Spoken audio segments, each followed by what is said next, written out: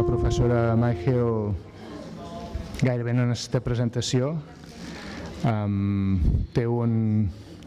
És difícil i fàcil a l'hora de presentar. És difícil perquè, és clar, té un rècord de publicacions impressionant. Ha treballat amb molts investigadors d'orientacions molt diverses i perquè la seva recerca es basa molt en una col·laboració entre professors, docents i investigadors, i és molt àmplia. Com sintetitzar tot això d'una forma breu és impossible. El millor és llegir els treballs que fa i tota aquesta diversitat de contribucions. En realitat hi ha tot un vessant molt fàcil a l'hora de presentar.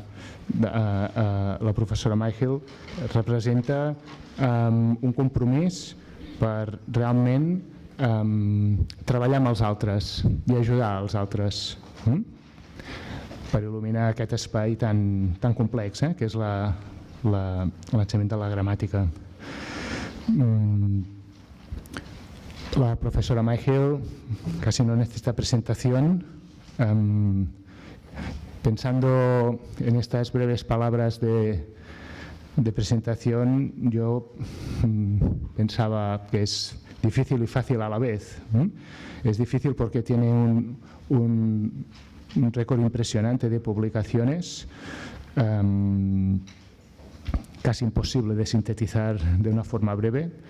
En segundo lugar, porque estas contribuciones las ha hecho en colaboración con investigadores de orientaciones bastante diversas. Y en tercer lugar, porque tiene un compromiso muy intenso de trabajo con docentes.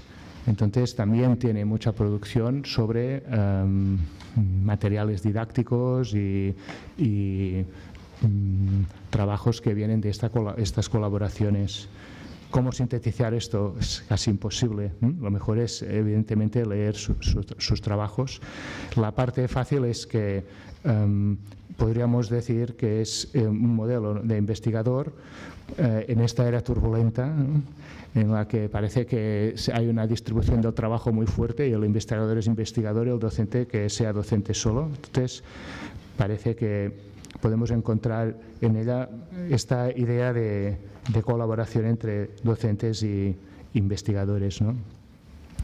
I'm glad to introduce you the first keynote speaker of our conference. When thinking on how to do it, I felt that it was at the same time a difficult and easy task. Difficult for several reasons. First, because Professor Myhill has an impressive record of publications as a result of a very deep engagement in research. Second, because she has worked with researchers of many different orientations and backgrounds, always keeping in mind that the high horizon of research must be the improvement of the conditions for a meaningful and effective language education. And third, because her contributions to grammar education have been cutting edge, robust, and always the result of a permanent dialogue between theory and practice. How can we summarize all this? It's better just to go and read her contribution straight away. It comes now the easy part. For me, Professor Myhill represents a model of how a researcher should be in our turbulent era, with a sort of a distribution of work where researchers are researchers and practitioners are practitioners. In fact, she represents the idea of reaching excellence and at the same time helping the others as a backbone to reach a better common understanding of this difficult issue, which is grammar teaching. Thank you for being in here, and we are ready to learn from your presentation.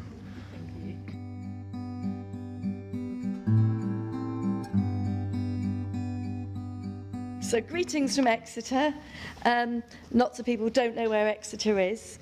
I know that the presentation is being translated simultaneously into Spanish. I'm going to attempt to speak to you in English and a little French. If you are French, I'll know I'm making terrible mistakes if you start laughing. Some of the translations of some of the words, like Metatalk, I've had to keep as Metatalk. And concepts like thinking metalinguistically, I've struggled with a little, but I will do my best. So, I wanted to start by thinking a little bit about what we know from research on grammar teaching. Des recherches sur la grammaire ont montré que la grammaire n'aide pas les étudiants à développer leur écriture. What we know from studies, successive studies, particularly in Anglophone countries, I think, is that there's been a big argument that teaching grammar has no beneficial impact on writing competence. It may have an impact on knowing and understanding grammatical terminology, but it doesn't have any impact on writing competence. And indeed, in 2007, one of the more recent meta-analyses argued that teaching grammar has a negative effect, which is a little worrying for those of us who are interested in the teaching of grammar. Ces études posent des problèmes, car elles ne sont pas toutes méthodologiquement rigoureuses, et aucun d'entre eux n'a envisagé la possibilité d'enseigner la grammaire, ce qui était pertinent pour la formation du sens de la texte, dans la texte. This research isn't a strong body of research, and what you do find if you really look at all of those meta-analyses is they do tend to cite the same studies, so they're not telling you anything new. Some of the weaknesses are that they often investigate the teaching of a grammar course and a writing course separately. Many of the studies are very small scale. None of the studies investigated teaching grammar meaningfully in the context of the teaching of writing. And for me, a significant matter, because obviously I'm researching in England, is that no studies were conducted in the UK educational context. À Exeter, mon équipe de recherche a développé une justification théorisée de la raison pour laquelle la grammaire peut profiter aux écrivains en développement de leur écriture. Un modèle pédagogique correspondant fondé sur des études empiriques robustes. What we've done at Exeter, I think, which has taken a different perspective, is to look at developing a reason why you might teach grammar in the context of writing. There's a lot of arguments about the value of grammar, but very little has thought about what's the theoretical rationale. So we have developed a theoretical rationale for why grammar might be beneficial for the teaching of writing. Alongside that, then, we've developed a model of teaching that teachers can use, which draw on that theoretical rationale. And we've done that through looking at, or developing ourselves, a sequence of studies that have given us the empirical evidence on which to base our conclusions. Nous avons adopté une approche fonctionnelle de la grammaire en nous inspirant de Halliday. La grammaire comme ressource créatrice de sens. I'm not at all sure that's right, it's a translation. So functional grammar, we've drawn heavily on functional grammar for our theorisation, particularly Halliday, and I've done quite a lot of work with the Australian teams working on this, where grammar is fundamentally seen as social semiotic, a way of making meaning, not simply a way of maintaining accuracy in written texts. And what Halliday argues is that grammar is not just about describing the structure of the language, but much more importantly, it's about describing how language in social contexts creates meaning, and how different language choices that you make create different meanings. So Halliday argues that grammar is a meaning-making resource. He also argues that every act of creating text, and by text he would include spoken text, not just written text, every act is a process of making meaning in the context that you're speaking or writing that text. And therefore what he sees is that grammar is really about choice. Grammar is about a network of interrelated, meaningful choices that you make implicitly or explicitly as a speaker or a writer. So for us, in our theorisation of grammar and the teaching of grammar, our fundamental emphasis is on a functionally oriented grammar, which is looking at how meaning is created. Nous considérons la grammaire comme un choix, en aidant les étudiants à comprendre l'impact de leur choix linguistique sur le sens de leur texte. So what we're interested in is this notion of grammar as choice, and in particular, how do we help developing writers to understand the choices that they can make to them, the repertoire of choices that they have when they're writing.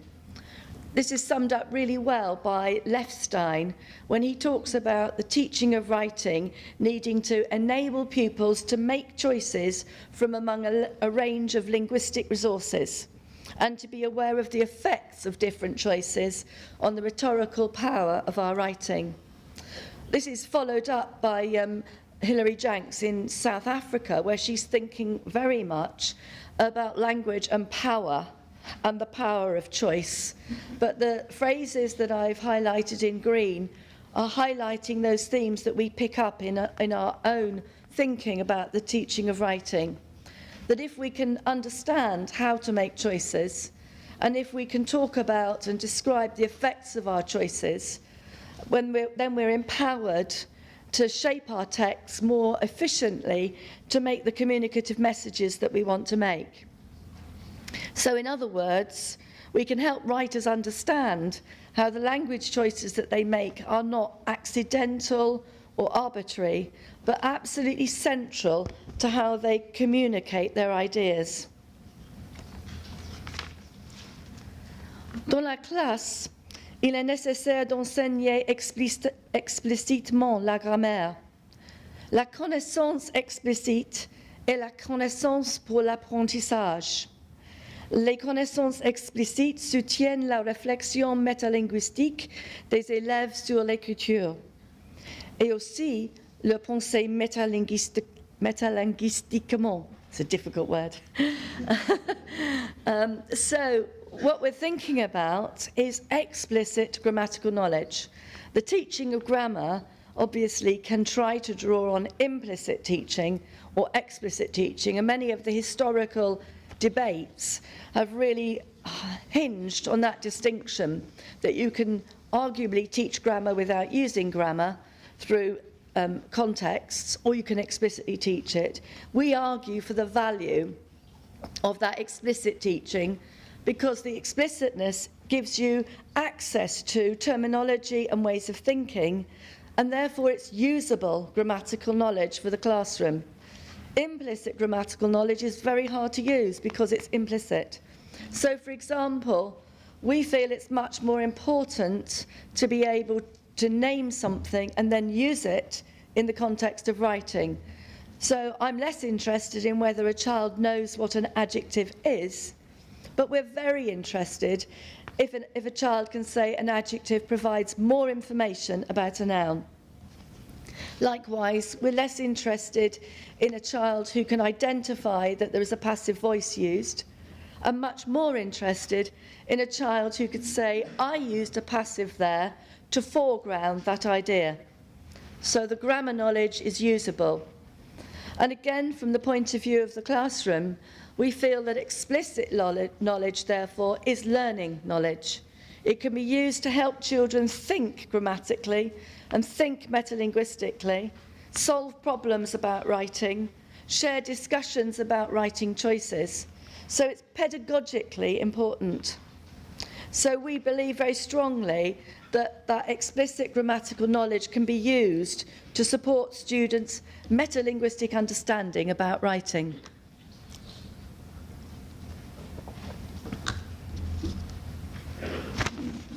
So if we think just a little bit more about that metalinguistic understanding, la compréhension métalinguistique est l'attention consciente portée au langage, mais aussi le suivi de l'utilisation du langage et de la manière dont il façonne le sens. So metalinguistic understanding is a concept that is relatively familiar within the world of thinking about grammar, although there has been less attention to metalinguistic understanding for writing in L1 in particular, and a lot more attention to metalinguistic understanding in second language learning and, I think, in the early years language learning. Some definitions of metalinguistic understanding I've shared here.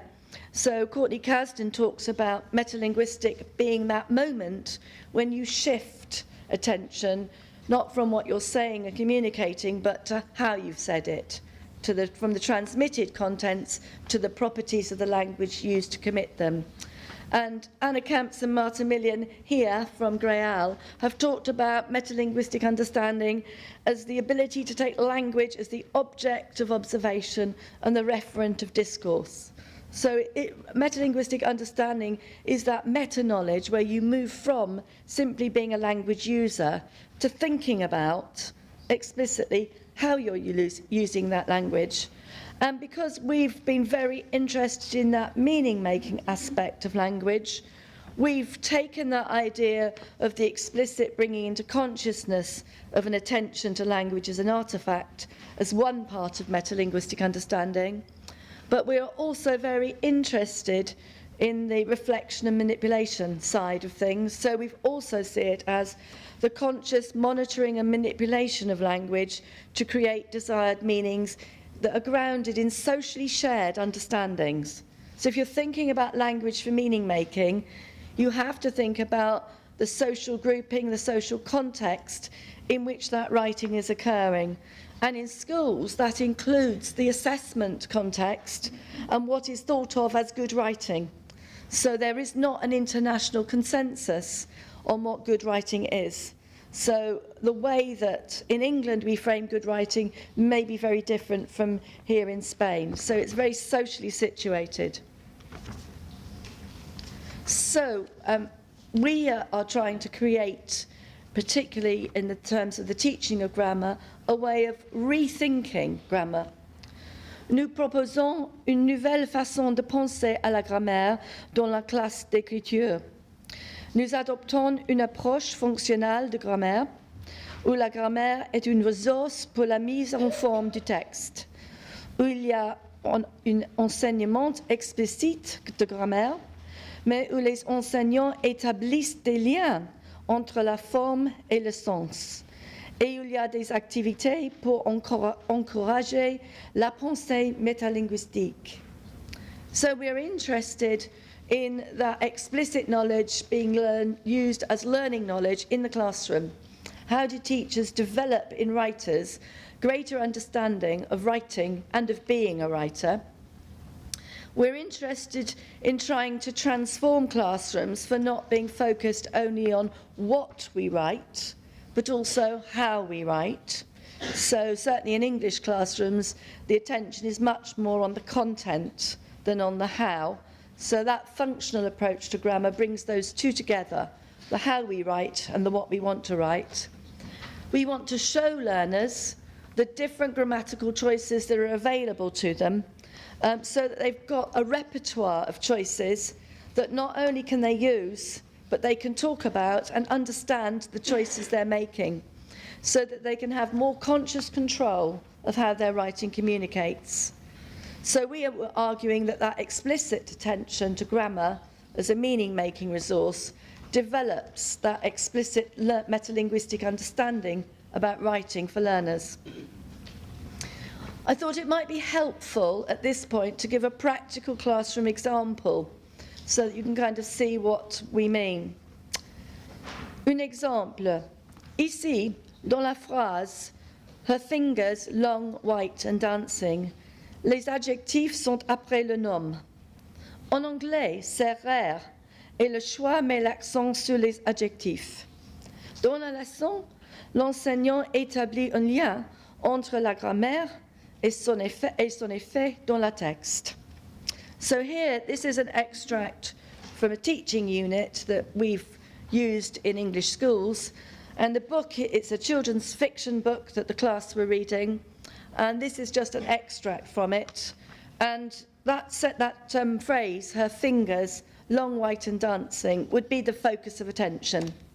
So if you look at the bottom of the slide, the writing focus for this lesson was creating character description.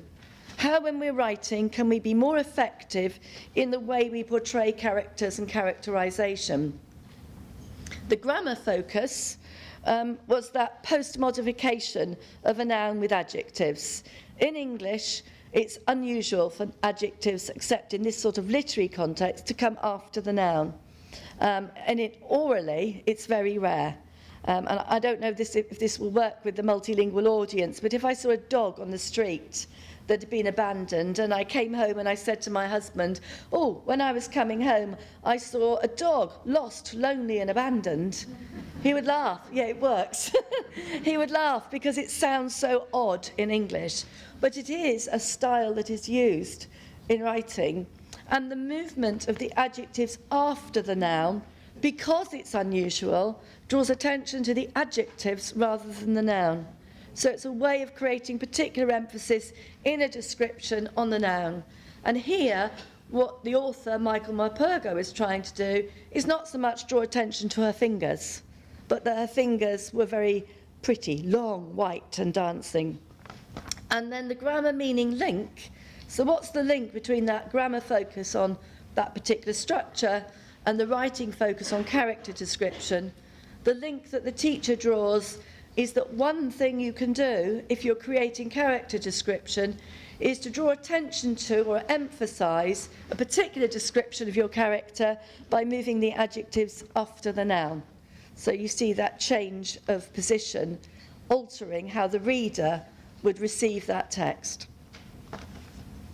So, drawing on our own research evidence, nos recherches s'appuient sur une série d'études, y compris des essais contrôlés randomisés et aussi des recherches qualitatives longitudinales.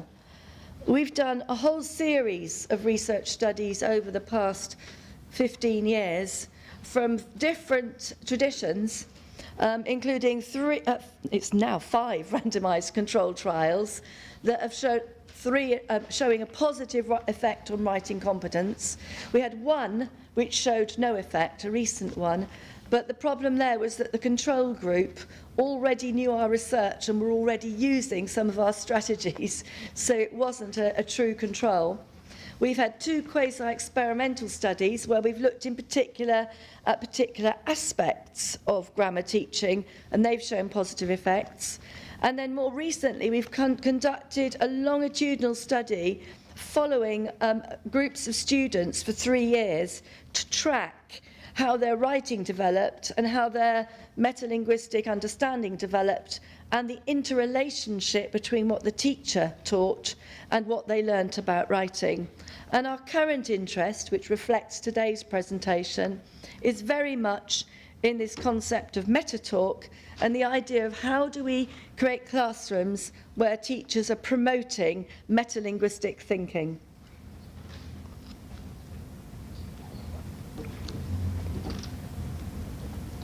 So let's address that idea of Metatalk and metalinguistic thinking.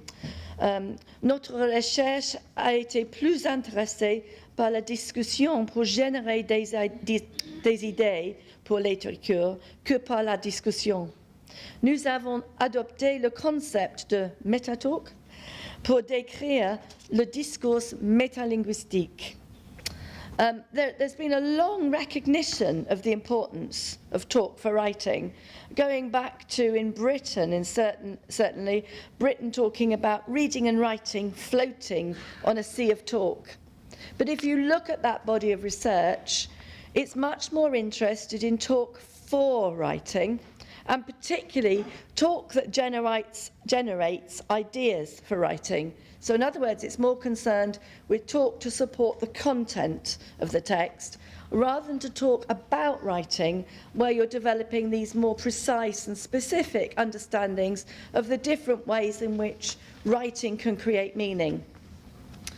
That word Metatalk actually comes from second language learning. It's Swain's concept, and she talked about it in 1995 and in 1998. And she uses it to describe metalinguistic reflection on language use and emphasises the notion of cognitive thinking and problem solving. But in L2, it tends to be form focused. It tends to be about how can we get children to reflect metalinguistically on the form of the grammar so that they understand how to create those grammatical forms as a second language user. But in a first language learning context, we've retained that idea that Swain talks about of Metatalk being language for cognitive purposes. But we are much, much more interested in the functionally oriented thinking about grammar and that linking of linguistic choice with writing. And we are much less interested in the form-oriented aspect of it. Now that's because our evidence from our studies is saying that if you want children to improve their writing, you need to be able to show them what the effect of the choice is that empowers them to make those choices. So the form, the function side of it is critically important. So just to develop that further, notre intérêt est d'aider à prendre conscience de la manière dont les choix linguistiques modifient de manière subtile la manière dont un texte transmet son message communicatif. So what we're interested in is not so much subject-verb agreement or tense management per se, which often are very legitimate concerns for second language learners. Rather, what we're really interested in is growing children's awareness, growing children's repertoire of how a linguistic choice can subtly alter the way in which a text conveys its communicative message. For example, if you think about writing fictional narrative, the choice of whether to write in the third person or the first person is a grammatical choice, but it's not a form-focused choice. It's really a functional choice about what you want to do as a writer in terms of the viewpoint that you want to communicate for that story. So a first-person viewpoint allows you as a writer to get inside the head of the character, but doesn't allow you to tell other things that that character doesn't know, whereas the third-person perspective allows you to have that omniscient narrator perspective. So it's not arbitrary. The choice of third or first person in a narrative is linked to your communicative intention as a writer and what you want to do. And we argue that being able to just recognise and discriminate between those choices is a really empowering thing for writers, a way of helping them to develop as writers. So our interpretation of Metatalk is a specific kind of talk about writing which encourages metalinguistic thinking. I also wanted to just draw attention to the perspective that our research team adopts. Notre recherche est une recherche interdisciplinaire, psychologie cognitive, linguistique et socioculturelle. We are very aware that research in writing is very divided and into different kinds of disciplinary ways of thinking. So large bodies of research on writing in cognitive psychology, which are really interested in mental processes. Linguistic research, which is predominantly interested in the text. And then sociocultural research, which is much more interested in the social relationships that lead to the way in which children produce texts. And very often, those research bodies don't speak to each other. There's no integration, they're very separate. And indeed, it can be very difficult to publish in a cognitive psychology journal if you're adopting a sociocultural perspective. And we have been very, very keen to integrate those interdisciplinary perspectives because in the classroom, we are dealing with all three of those things. We are dealing with the individual child and the mental processes that that child uses to produce writing. issues of cognitive load and memory, issues of motivation, all those things. But we are also interested in the text and the language of the text. So we're interested in the linguistic side.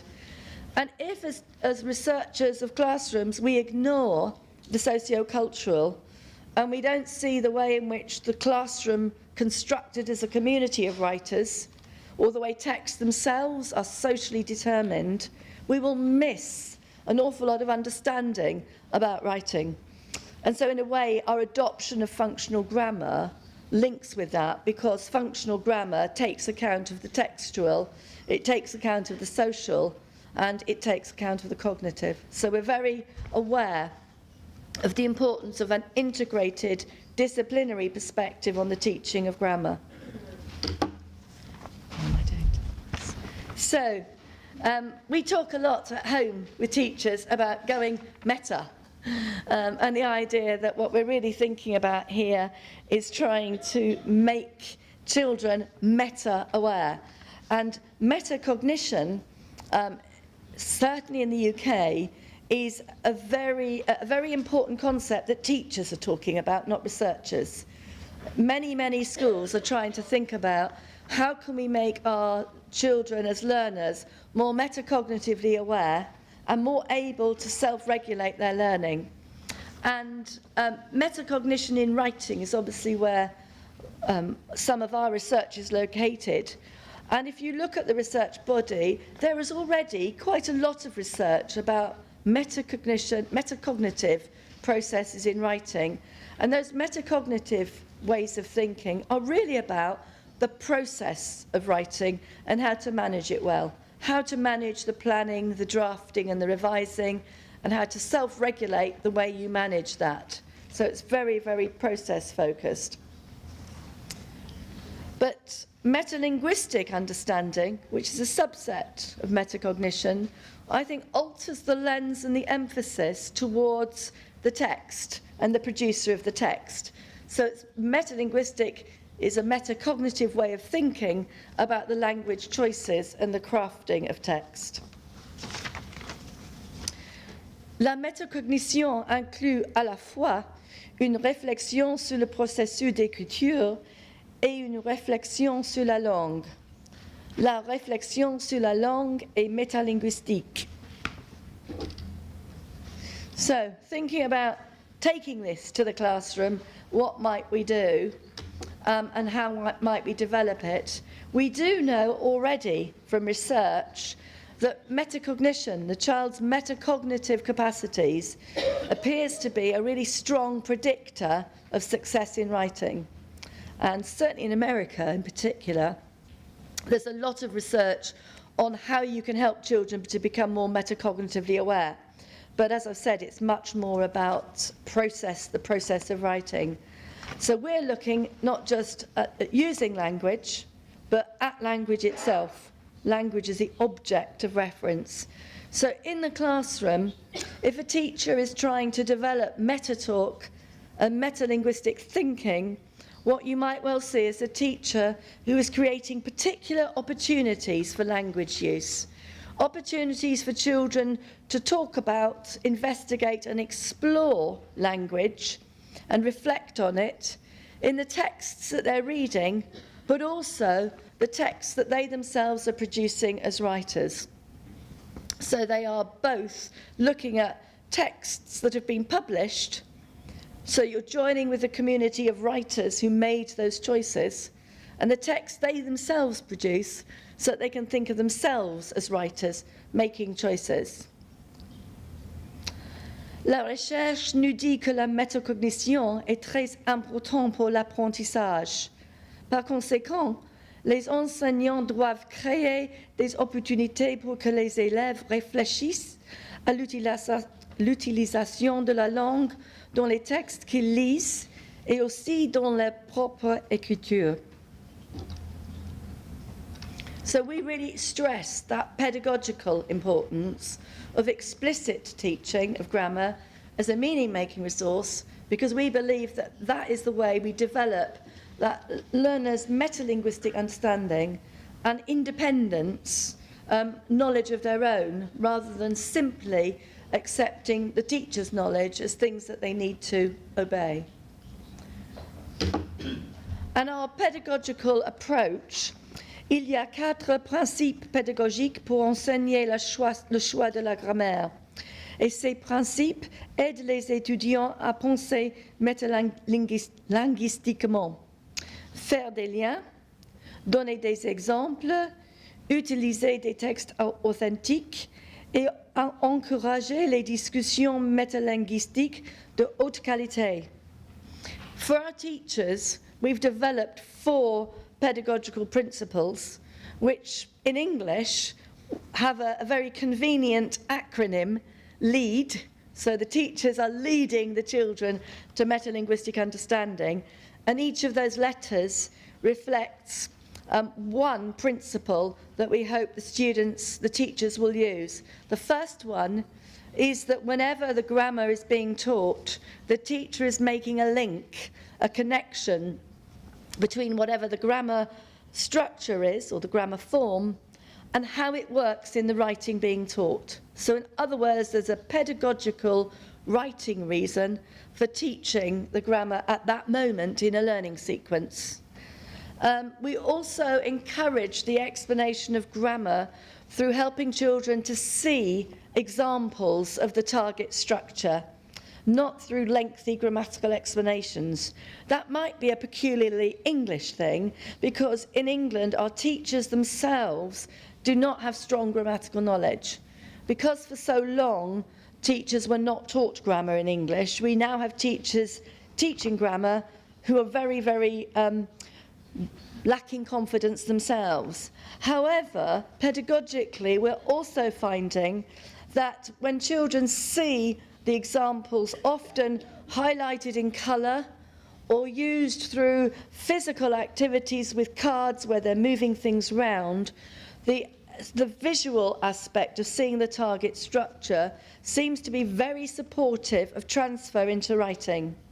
And we do have examples where children have not learnt the grammatical meta-language, but are using the target structure in their writing. So the teaching is getting the transfer into the writing before they have the metalinguistic understanding about the labelling of that form. The other thing we argue strongly for is that the texts that are used to teach grammar should be authentic text from the real world, not grammar text written to exemplify a particular point. Because the trouble with grammar text is that they often reproduce totally unnatural examples. And in English, we have a grammar test for 11-year-olds. Well, one of the examples was how to create the passive. And the test gave the example of turning Ben ate the biscuit into the passive. The biscuit was eaten by Ben. Perfectly correct, perfectly accurate grammatical change, but a really unusual construct. You would never use it in English. You wouldn't say the biscuit was eaten by Ben. It's clumsy. And that's the trouble with grammar books. And I think in L2 it's a major problem, because when I look at L2 grammar books for teaching English and I see the examples, I'm constantly seeing examples where I say, but we'd never say that in English. So in L1, what we're really interested in is using real texts, so narratives that they're reading anyway, or persuasive texts from the real world, argument texts, newspaper articles, World Wildlife Fund articles, and looking at the choices those writers made to create their texts. That also, of course, links to the socio-cultural aspect, that texts are socially constructed, and understanding the different choices that are made in those different contexts is really important. And then the discussion, which is our 4th principle, but the one that we're most interested in at the moment, and that's where we've got this idea of the meta-talk and the thinking metalinguistically. And it does need to be high-quality discussion, and in a little while I'll exemplify some of that with some classroom examples. So, I'm going to try and explain our methodology a little more, or our pedagogy a little more, and that meta-talk by going through some real data taken from real classrooms. So a classroom example I'm going to talk through is taken from some work we did in one of the randomised controlled trials, where we were working with primary school children who are aged about 10 to 11 years old, and they were learning about fictional narrative. And the example I gave you earlier was also from that work. So the class are reading together a fictional narrative, Arthur, High King of Britain, by Michael Morpurgo.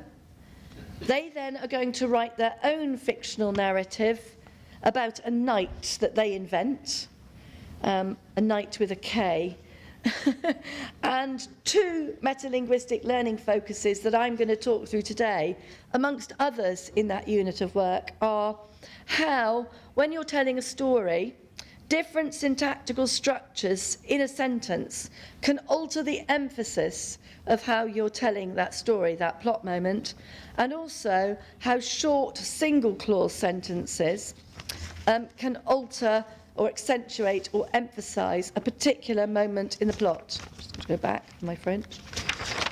Oops. So, un exemple de la classe. Les étudiants ont 11 ans. Ils apprennent à écrire une histoire et lisent un livre ensemble. Il y a 2 points d'apprentissage métalinguistique. Comment la structure syntaxique peut modifier l'emphase d'une phrase, et aussi comme des phrases courtes à une clause peuvent accentuer un moment de l'intrigue narrative. So here we are with another extract from that story that you saw earlier on. Voici un extrait du livre que les étudiants lisent ensemble. C'est un moment dramatique dans le récit. La phrase en rouge est le centre d'apprentissage. So they're reading this little extract. It's a very exciting moment in the story because the key character, Arthur, who's the Arthur of the Arthurian legend, is just about to receive the magical sword Excalibur. So it's a very strong moment. And the sentence that the teaching is focusing on is this sentence in red. And out of the mists came a figure in flowing green walking across the water. So the lesson is looking at that red sentence. And this is the activity that the children do. So first of all, they look at the sentence as it was in the text, and before they see the second bit, they read the sentence aloud and discuss where the emphasis comes in the sentence. They play with how can you move things around. One of the things about English is just how mobile lots of the parts of the sentence are. And then they discuss how does those movements, how does changing the blocks in the sentence vary the emphasis in that sentence. And then they have another sentence which is the same sentence but rearranged differently, and there are 5 or 6 ways you can rearrange that sentence, but this is just one. And then we say, okay, now read both of the sentences aloud so you can hear the difference in the 2 sentences. How do they portray that moment in the plot differently? And to help them understand that distinction, because these are quite young children, one of the things we found very helpful is getting them to visualise. So we've often said, how might you film those 2 sentences? What would the difference be between those 2 sentences? And then we ask them, what do you think is the effect of moving that adverbial out of the mists from the front of the sentence to a different place, to the end?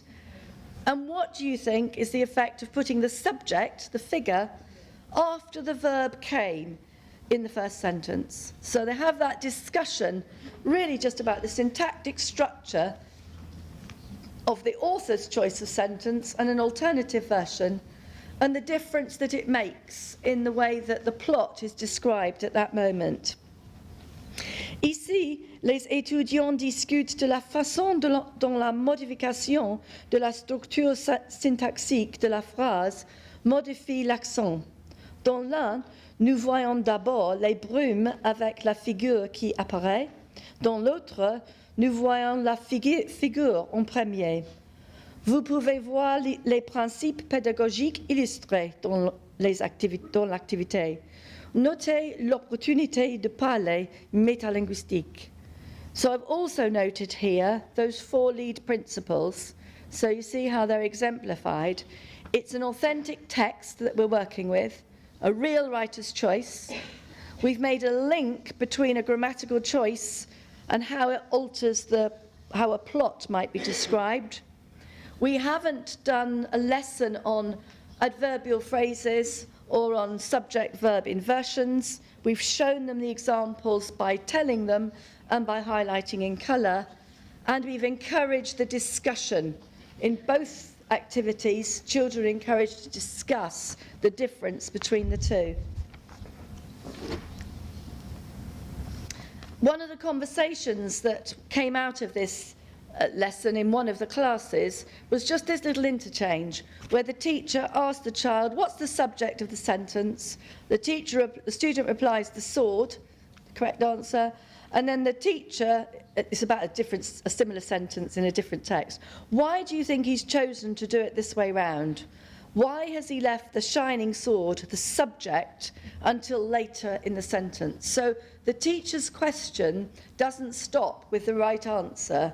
The teacher's question probes the thinking about why that was happening. In the story, there are lots of examples of that subject and verb inversion that was exemplified in the passage before. 22. La compréhension métalinguistique et oh no, sorry, I haven't turned the page. Voici un extrait de conversation d'une leçon. La deuxième question de l'enseignant porte sur la réflexion métalinguistique, sur la relation entre la grammaire et le sens dans le récit. So the second question is a good question because it's probing, pushing for the child to provide metalinguistic explanation. Here again is the same teaching where the teacher is talking about the child's own writing, and the child has made a decision about moving the subject to the end of the sentence. And the teacher here, you can see she doesn't just stop when the child gives a fairly vague answer of they've described it well. She pushes. So she says, yes, but from the reader's point of view, what's just happened? The student says he's made the reader wait, because if you put the subject after the verb, you have to wait to see what the subject of the session is, the subject of the sentence is. But the teacher doesn't stop there. She still pushes so that the child will make the connection between the waiting and the grammar. So the student says, he put the ring of fine gold at the end. Not until the end of the sentence do we find out what it is. So she's really pushing the student about a syntactic choice in the student's own writing, probing to get that more developed answer. Voici un autre extrait de conversation d'une leçon. Ici, l'enseignant interroge l'élève sur un choix syntaxique dans sa propre écriture et cherche à obtenir une réponse métalinguistique plus développée. So she pushes for more development. In this one, the teacher's probing is less successful. So she's asking a question about the verb and subject change, and the child says to make it a passive, and another child says to bring out Arthur's emotion. Neither of those answers are really correct answers. It isn't a passive, and it isn't the case that changing it round brings out Arthur's emotions. But what the teacher does is ignore the student's responses and simply goes on talking about being the reader. She doesn't probe the children's responses. So in good classrooms, the teachers go back to the students' responses to try and develop the linguistic response. So this is an example of less skillful management of Metatalk.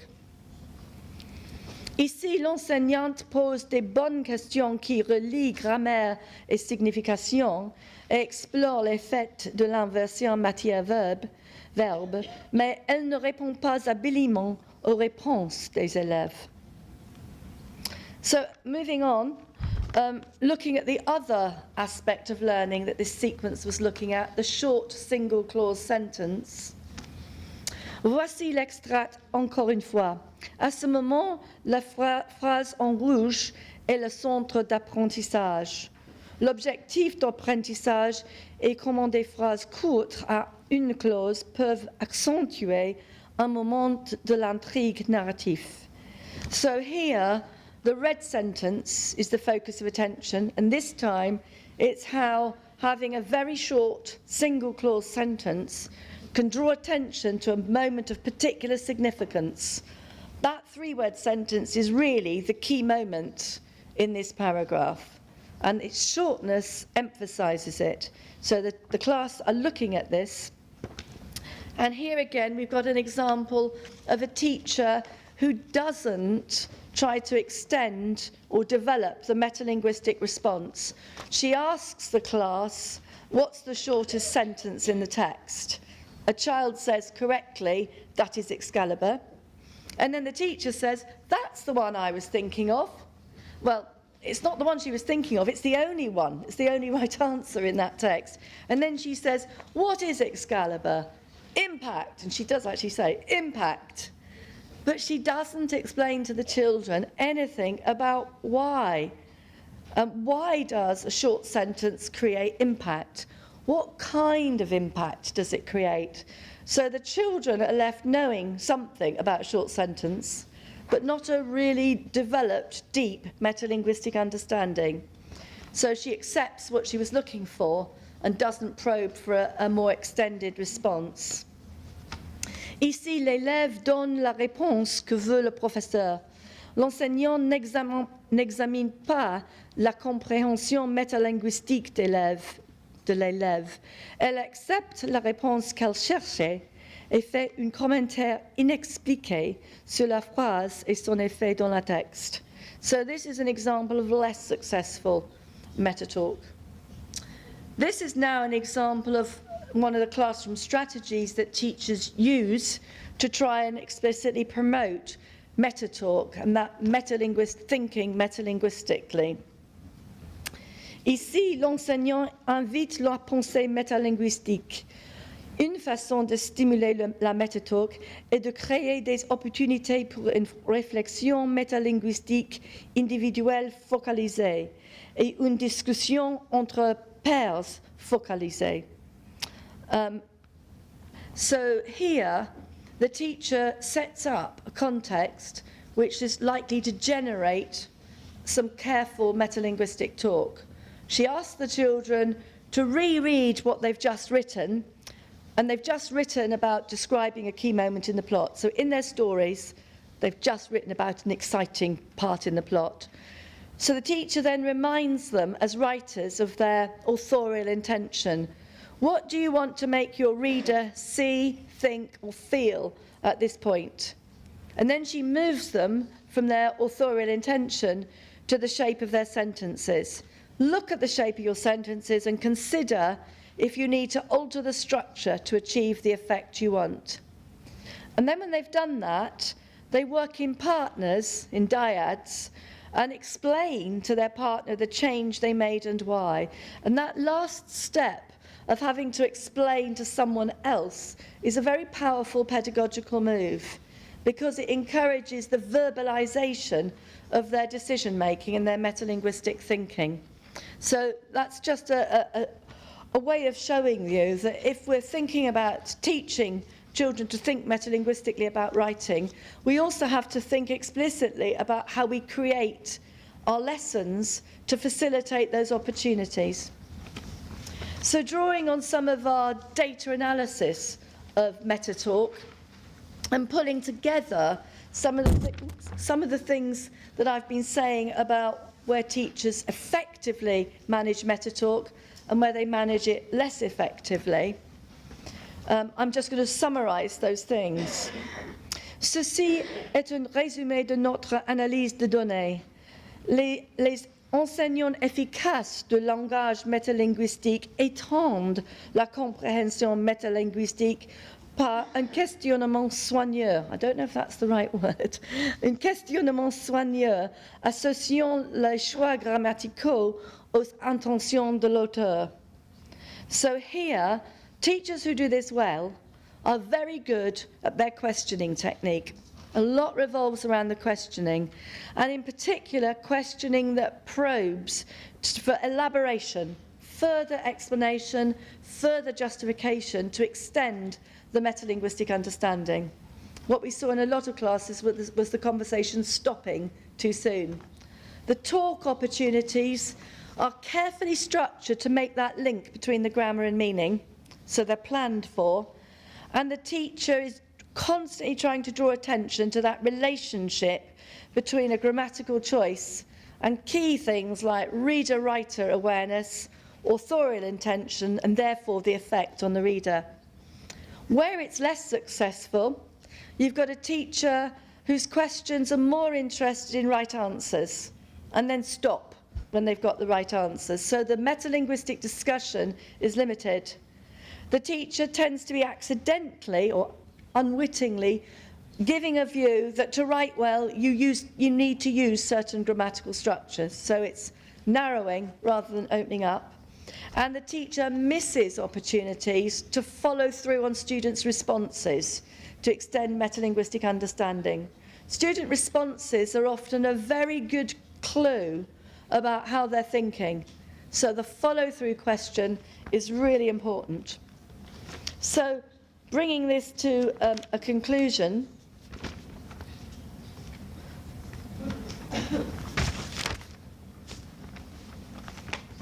en revanche, les enseignants moins efficaces limitent la discussion métalinguistique, cherchent les bonnes réponses et manquent des occasions d'élargir la pensée métalinguistique. Metatalk est un type spécifique de discussion sur l'écriture qui encourage la pensée métalinguistique.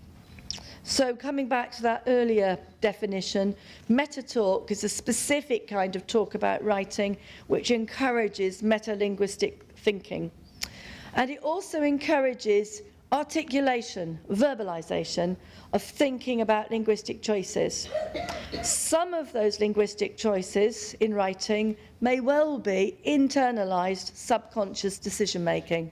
So in other words, we have implicit knowledge that we draw on when we're writing that's not always explicit, but some of this represents new ways of understanding that relationship between grammar and the writer's own intentions and the linguistic choice and the effect on the reader. So that articulation is a kind of bringing to the surface of their thinking. And so Metatalk, through that enabling and encouraging of verbalization, is a real pedagogical tool. And it's allowing teachers not just to encourage metalinguistic thinking in the children, but as teachers to understand where children are at in their own thinking. So you will hear their misunderstandings and their misconceptions. So that verbalization is where currently we're really looking at how teachers can improve this. And we're looking at how teachers can model for their learners metatalk. So in other words, teachers talking metalinguistically so that children can hear metalinguistic talk. La verbalisation de la pensée est un aspect très important de la métatalk. Il est important que l'enseignant modélise le langage métalinguistique. Il est également important d'encourager les jeunes écrivains à verbaliser et à discuter des raisons de leur choix linguistique en écriture. So the teacher modelling is crucial. Verbalization of a particular linguistic choice is not easy. One of the things we're discovering with our teachers is that for them, it's a new way of thinking, a new professional skill, and it needs time to develop. So we're having to work with them on that. But the verbalizing your reasoning and your reasons for linguistic choices is moving grammar away from simply naming, labeling, and identifying, from being very form-focused, to grammar as a meaning-making resource, that functionally oriented approach. So encouraging young writers to do that verbalisation, to discuss the reasons for their linguistic choices in writing, is of parallel importance to the teachers' verbalisations. Students need opportunities to verbalise their own thinking. And we've linked this a lot to some of the research, the international research on high-quality talk or dialogic talk. And we know that the more expert you become as a writer, actually, the more effortful it becomes. It doesn't become easier as you get older. So we've thought about this metalinguistic thinking in terms of dialogic space, which is a term that's been used by Wegerith, and he calls it the space of possibilities that open up in dialogue. So it's very much an opening up, not a closing down. L'espace dialogique est l'espace des possibilités qui s'ouvre dans le dialogue. And we could talk about, as Wegerith does, in terms of thinking pedagogically, about how do we ask questions that open up that dialogic space? How can we ask questions that widen the dialogic space by bringing in other voices, or perhaps how you deepen the dialogic space by reflecting on the thinking and the assumptions that you've got? So we feel that notion of dialogic space helps to think about what metatalk and metalinguistic thinking is. So, to conclude, les compétences des enseignants dans la gestion des métadiscussions en matière d'écriture encadrent la capacité des élèves à penser de manière métalinguistique à leur écriture. Metatalk développe donc une pensée métalinguistique à propos de l'écriture et joue un rôle important dans l'enseignement de l'écriture. So we're very keen to emphasise teachers' skills in managing metatalk to help children think metalinguistically, and to think about how they can adopt open dialogic discourse roles which do open up that metalinguistic thinking.